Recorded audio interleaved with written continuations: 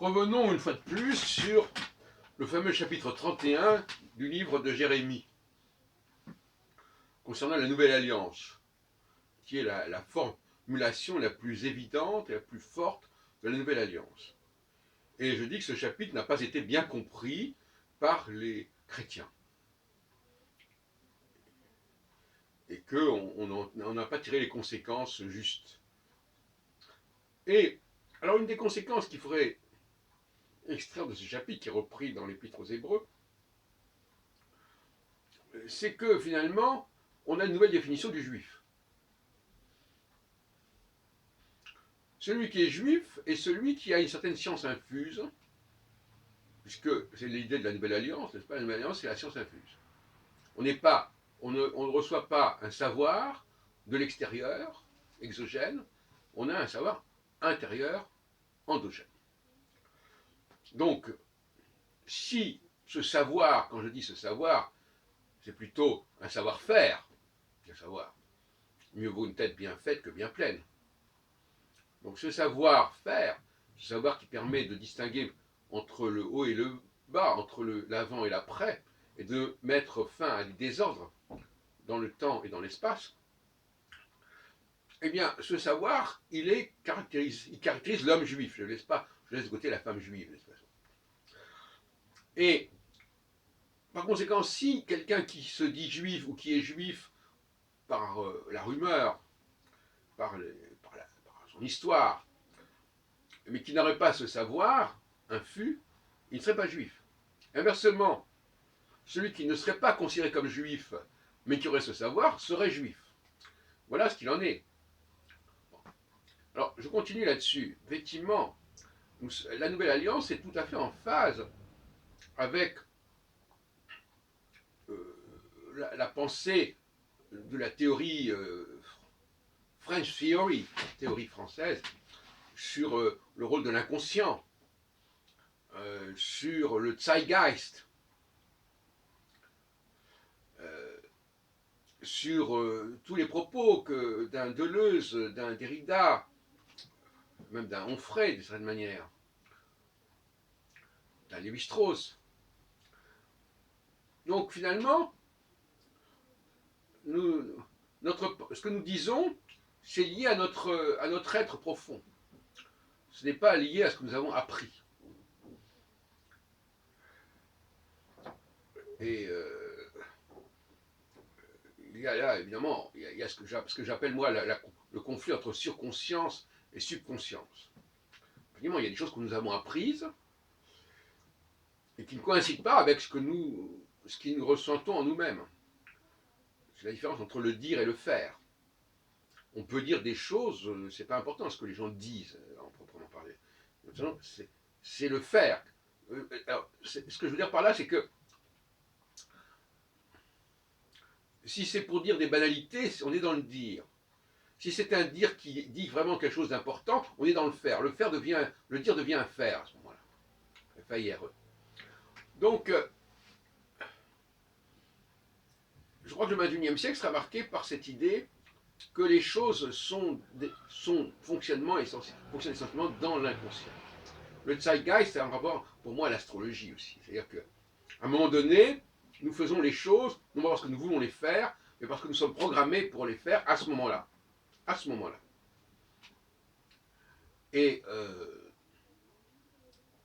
donc mon travail s'inscrit quelque part, malgré tout, hein, il s'inscrit quelque part dans la continuité de la pensée philosophique française, anthropologique française. Et la Nouvelle Alliance, alors évidemment, c'est pas nouveau la Nouvelle Alliance, donc finalement, ça anticipe déjà sur toutes ces questions-là. La Nouvelle Alliance, c'est le fait de dire, on juge quelqu'un comme juif s'il a telle et telle capacité, s'il sait réaliser un certain nombre de choses. C'est pas s'il a appris ceci ou cela, ou s'il rapporte ou répète ceci ou cela. Donc, celui qui n'est pas capable de faire certaines choses, de réaliser un certain type de travail d'une certaine qualité, n'est pas juif. Et inversement, est juif celui qui est capable de le faire, même s'il n'est pas élevé dans le judaïsme, etc. On n'arrive pas, pourtant, on n'arrive pas à dissocier les choses, voyez-vous. On n'arrive pas à... Avec la Nouvelle Alliance, la judéité n'a plus la même définition. C'est pour ça que le judaïsme laïque, auquel j'ai longuement participé, entre 78 et 2000 et quelques, même peut-être 2008, je ne sais pas, pendant donc une trentaine d'années, ce judaïsme laïque, c'est un judaïsme qui dit qu'on ne peut être juif sans aller à la synagogue, sans parler l'hébreu, sans aller en Israël, et que ça n'est pas important. Sauf que c'est un peu embêtant aussi, parce qu'il faut quand même savoir qu'on est juif. Et là, c'est un moyen de le savoir. Si vous avez certaines aptitudes, ça veut dire que vous êtes juif. Et vous pouvez vous entendre avec les juifs.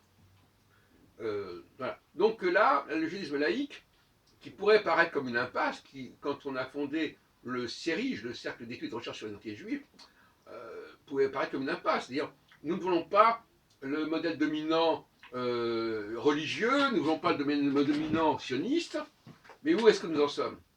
Et la réponse était au niveau subconscient. La réponse était la Nouvelle Alliance.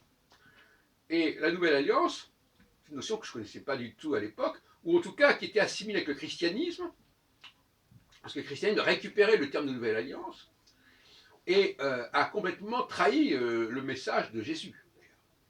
Puisque Jésus s'inscrivait dans le cadre de cette Nouvelle Alliance en ce qui concernait les Hébreux, les Juifs. Alors qu'effectivement, il puisse y avoir une conflictualité entre les tenants de la Nouvelle Alliance et les tenants de l'Ancienne Alliance, au sein même du monde juif, c'est une évidence. Et moi-même, par exemple, je suis actuellement dans une conflictualité avec le monde judaïque de l'Ancienne Alliance. Hein? Donc je comprends parfaitement le personnage de Jésus. Tant qu'on n'est pas en train de nous parler d'un Dieu ou d'un fils de Dieu, il n'y a pas de problème. Tant qu'on ne nous parle pas d'un christianisme, d'un judaïsme qui est ouvert aux nations, il n'y a pas de problème. Et là, en ce temps, je refuse complètement le message de la lettre aux Éphésiens qui dit que la mort du Christ, le sang du Christ, a mis fin à la frontière entre juifs et non-juifs. Je refuse totalement parce que ça me paraît un non-sens total. C'est complètement épistémologiquement insupportable de dire que tout est en tout, etc. Philosophie. Donc, effectivement, voilà, la nouvelle alliance, c'est l'alliance que revendique Jésus, et effectivement, et peut-être qu'il a été crucifié à cause de ça, j'en sais rien. Pourquoi pas? Ça ne me gêne pas. C'est possible.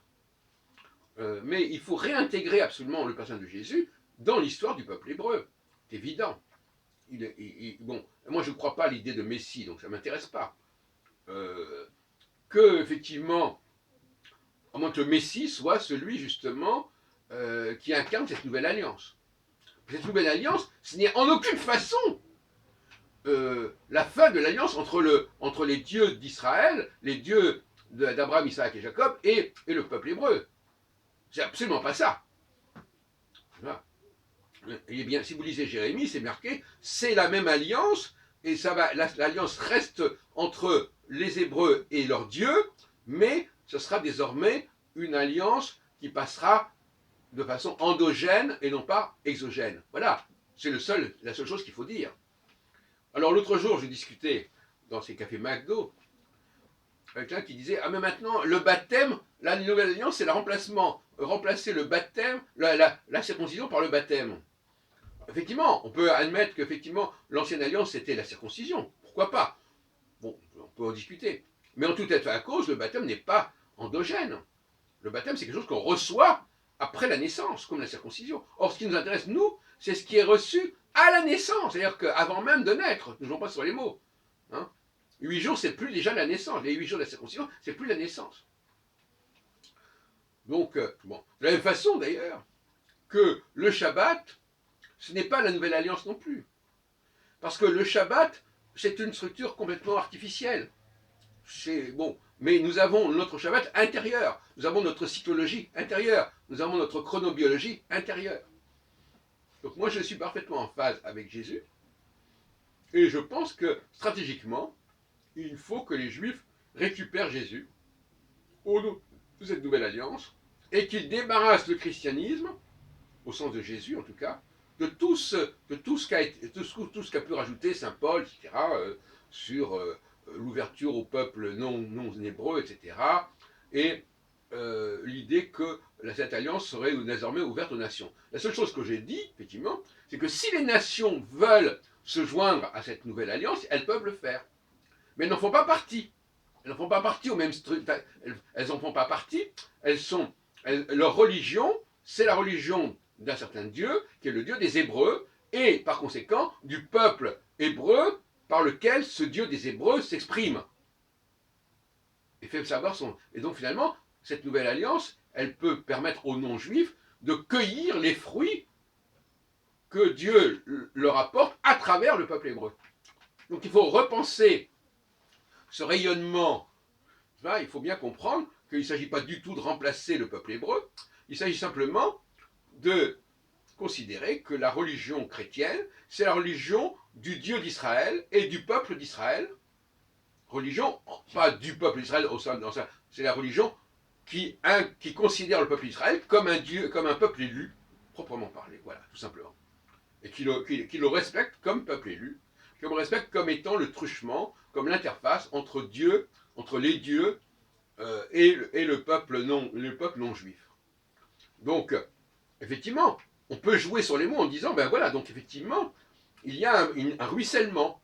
Et un ruissellement, il y a la possibilité, du moment que les Hébreux, maintenant, dans le cas de la Nouvelle Alliance, reçoivent cette science infuse directement, eh bien, les non-juifs peuvent recevoir de façon non plus endogène mais exogène ce que les juifs ont produit, et effectivement, à ce moment-là, il y a une circulation qui se fait à trois niveaux, Dieu, les Hébreux et les païens, les non-juifs. Et ces non-juifs, eux, ils profitent de cette nouvelle alliance par ce phénomène de ruissellement.